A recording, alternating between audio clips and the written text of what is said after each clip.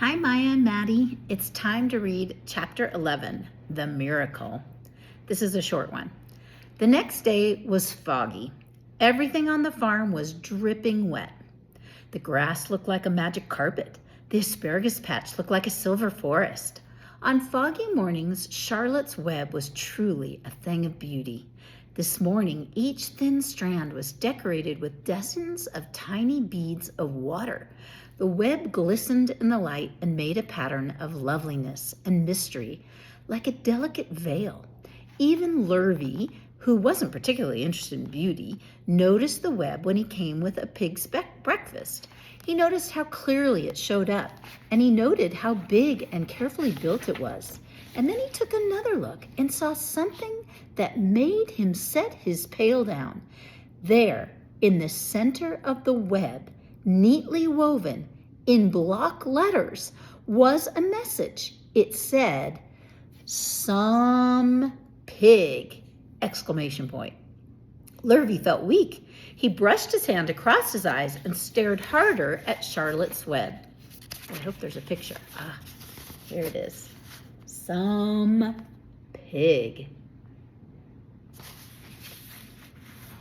"I'm seeing things," he whispered. He dropped to his knees and uttered a short prayer. Then, forgetting all about Wilbur's breakfast, he walked back to the house and called Mr. Zuckerman. "I think you better come down to the pig pen," he said. "What's the trouble?" asked Mr. Zuckerman. "Anything wrong with the pig?" "Not exactly," said Lurvy. "Come and see for yourself." The two men walked silently down to Wilbur's yard. Lurvy pointed to the spider web. "Do you see what I see?" he asked. Zuckerman stared at the writing on the web. Then he murmured the words, "Some pig." Then he looked at Lurvy. They both began to tremble. Charlotte, sleepy after her night's exertion, smiled as she watched. Wilbur came and stood directly under the web. "Some pig," muttered Lurvy in a low voice. "Some pig," whispered Mr. Zuckerman. They stared and stared for a long time at Wilbur. Then they stared at Charlotte. "You don't suppose that spider," began Mr. Zuckerman, but he shook his head and didn't finish the sentence. Instead, he walked solemnly back up to the house and spoke to his wife. "Edith, something has happened," he said in a weak voice. He went into the living room and sat down, and Mrs. Zuckerman followed. "I've got something to tell you, Edith," he said. "You better sit down." Mrs. Zuckerman sank into a chair. She looked pale and frightened. "Edith," he said, trying to keep his voice steady, "I think you best be told that we have a very unusual pig." A look of complete bewilderment came over Mrs. Zuckerman's face. "Homer Zuckerman, what in the world are you talking about?" she said. "This is a very serious thing, Edith," he replied. "Our pig is completely out of the ordinary." "What's unusual about the pig?" asked Mrs. Zuckerman, who was beginning to recover from her scare. "Well, I don't really know yet," said Mr. Zuckerman, "but we received a sign, Edith, a mysterious sign. A miracle has happened on this farm.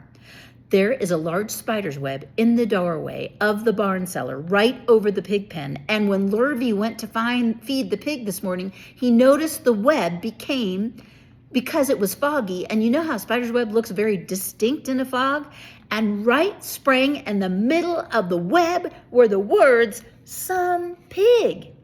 These words were woven right into the web. They were actually part of the web. Edith, I know, because I've been down there and I saw it," he says.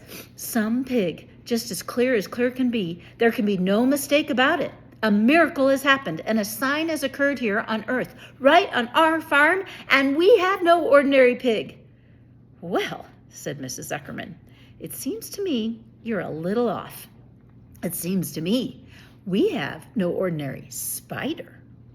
"Oh, no," said Zuckerman. "It's the pig that's unusual. It says so right there in the middle of the web."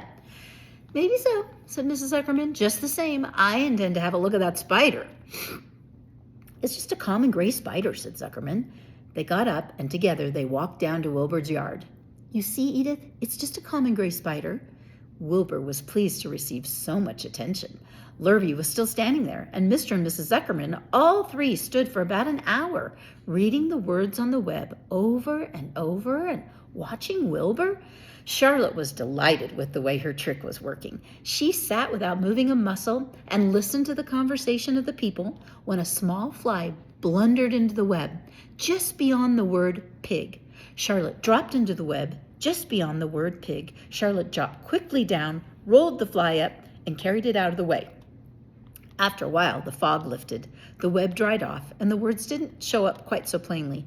The Zuckermans and Lurvy walked back to the house. Just before they left the pig pen, Mr. Zuckerman took one last look at Wilbur. "You know," he said in an important voice, "I've thought all along that pig of ours was an extra good one. He's a solid pig. That pig is as solid as they come." "You notice how solid he is around the shoulders, Lurvy?" Sure I do," said Lurvy. "I've always noticed that pig. He's quite a pig." "He's long and he's smooth," said Zuckerman. "That's right," agreed Lurvy. "He's as smooth as they come.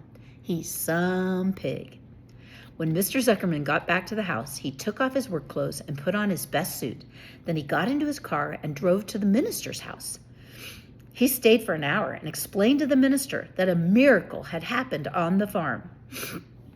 "So far," said Zuckerman, "only 4 people on earth know about this miracle. Myself, my wife Edith, my hired man Lurvy, and you."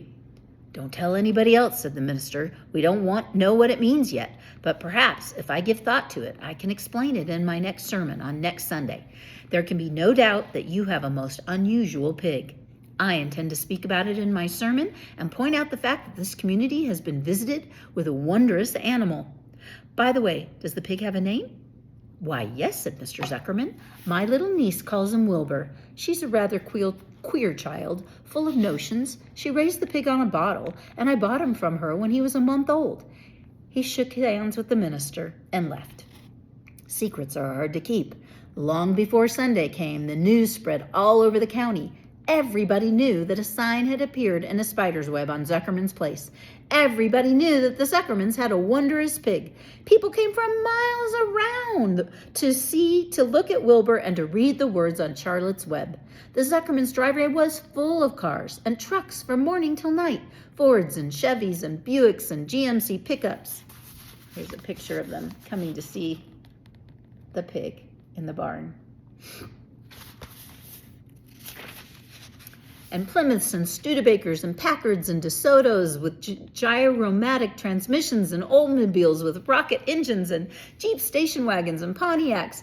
The news of the wonderful pig spread clear up into the hills, and farmers came rattling down in buggies and buckboards to stand hour after hour at Wilbur's pen admiring the miraculous animal.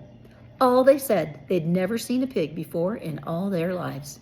When Fern told her mother that Avery had tried to hit the Zuckerman spider with a stick, Mrs. Arable was so shocked that she sent Avery to bed without any supper as punishment. In the days that followed, Mr. Zuckerman was so busy entertaining visitors that he neglected his farm work. He wore his good clothes all the time now, got right into them when he got up in the morning. Mrs. Zuckerman prepared special meals for Wilbur. Lurvy shaved and got a haircut, and his principal farm duty was to feed that pig while people looked on. Mr. Zuckerman ordered Lurvy to increase Wilbur's feedings from 3 meals a day to 4 meals a day.